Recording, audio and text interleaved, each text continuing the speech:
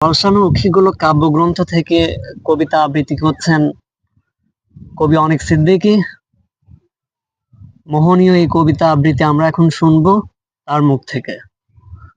আমার কবিতার নাম এই জীবন দুর্বিষহ কালযাপন। এ বঙ্গভূমিতে ক্ষেত্রহীন শস্যহীন জীবন আমার, অন্নাভাবে শুকিয়ে শীর্ণ প্রায় আমার গতর। গায়ের ওমে পুড়ে গেছে ললিত কম্বল, ঝরে গেছে বিকার মস্তক থেকে তাজা তরতরে কুকড়ানো চুল, নেত্র গোলক থেকে ধুয়ে গেছে মুছে গেছে লোক লজ্জা ভয়। আহ, কি কষ্টের বর্ষণ! বহুকাল ভাতের গন্ধ অবিলাসে কেটে যাচ্ছে মন্থনের দিন।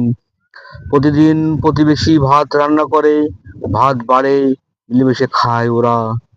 বাড়িঘর কাপড় সংকটে আমি বস্তির খুপড়িতে মাঝে মাঝে রাত্রিকে ডাকি, ওই নীল আকাশের নিচে বিষণ্ণ বাসভূমি আমার। আহ, সোনার থালে ওরা ভাত নিয়ে হাসে, পারফিউম মাখে গায়ে, গভীর অন্ধকার সঙ্গী করে ব্যবহার করতে চায় আমাকেও। অথচ দিবালোকে আমাকে দেখলে ভুরু কুঁচকে ঘৃণায় থুতু ছিটায়। সারা রাত জেগে থাকি, চেয়ে থাকি গোত্রহীন নবজাতকের দিকে।